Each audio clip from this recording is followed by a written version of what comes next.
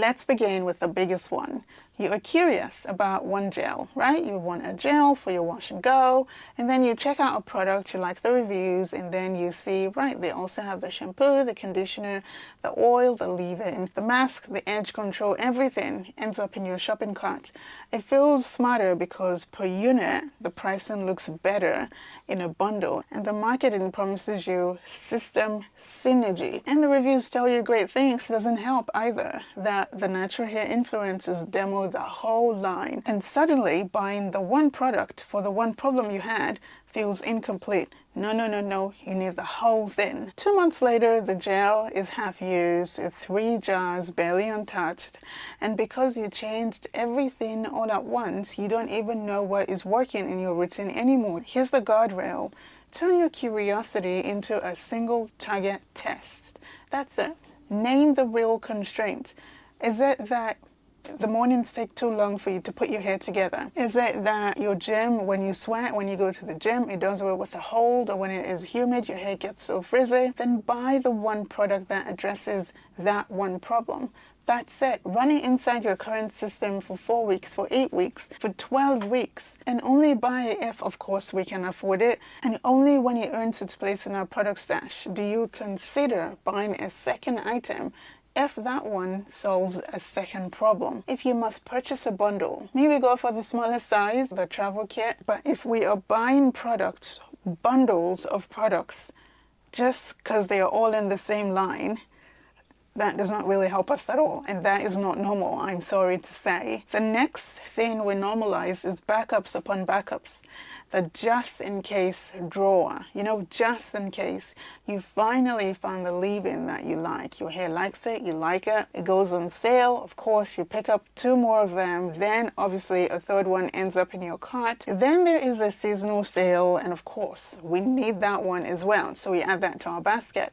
Now you have 3 open and 2 sealed, and of course you're not hoarding. No, you're not. You are preparing, right? That's what we tell ourselves, because you remember that one time that you ran out mid-wash day, you ran out of the leave-in conditioner that you really liked, and you promised yourself never again. See the cost of money parked in hair products. The decision fatigue alone every time we go to wash our hair.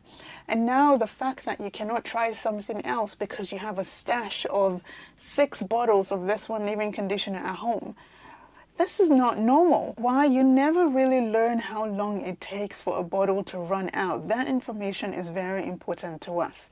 The guardrail here is simple. 1 open, 2 backups. So 3 in total, that's it, of products that you truly finish, not products that maybe you like or maybe you want to try. No, ones that you really use and that you really finish. This will help you conduct better experiments with your hair so that you understand, you know what works for you, you can budget better, you can buy smarter, and not just succumb to marketing every single day of our lives. You can go one step further and conduct a small experiment.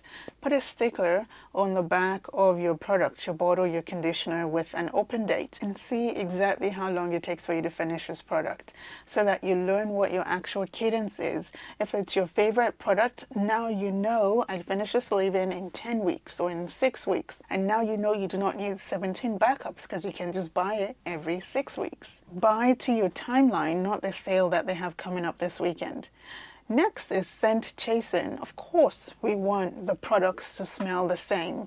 And so we buy the whole bundle because we want the fragrance. Why not? And they bring up limited collections and limited edition because they change the fragrance to the season. And now you have a fall, this and that. A signature scent feels like luxury, doesn't it? So we normalize the pileup.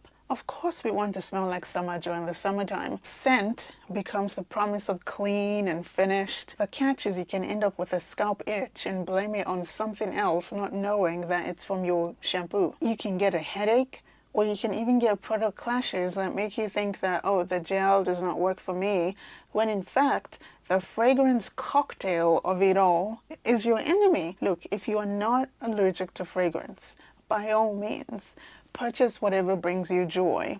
However, stockpiling on all of the products in one range because of the scent, or purchasing products based on fragrance and no functionality, will leave us more frustrated than we currently are with our hair. Another thing we normalize is subscription and hair auto delivery for hair products.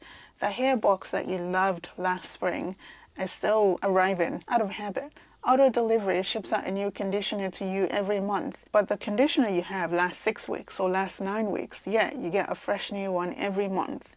That pro tracking app to track your products still auto renews every month when the Notes app on your phone would have just done the job easily. Deals are cheap and very easy to subscribe to. Cancellation is where the friction is very high, and life is busy, so subscriptions are designed to be forgotten.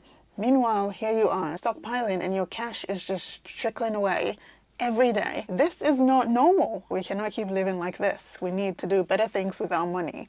Do a quarterly audit. List every auto renew that is linked to hair and to beauty and click, yep, keep going, or pause or cancel. Cancel, end of story. Switch essentials to remind me rather than auto renew. Unless you have proved usage data, there's no point subscribing to a subscription that delivers you hair products every month. You won't use up that many products in 1 month. So turn off all automatic deliveries. When you truly need something, go and buy it. Notice how often that day arrives compared to the subscription schedule. It's like the gym membership, right? But you never visit. You're paying for the identity of a routine, but not for the real routine that is working for you right now. That needs to stop. Okay, this next one may seem out of the blues, but content hoarding and course hopping might be the sneakiest of them all. What do? We save all the reels and all the shorts and all the Instagram lives. We take screenshots of other people's routines. We download all the books and all the mini courses, and we watch some videos, and our camera is full of before and after photos, but we never compare them to actually see what is happening with our hair. Consuming feels like progress. You watch a video, you like it, you save it. It feels like we're doing something with our hair, but it is the equivalent of buying productive planners.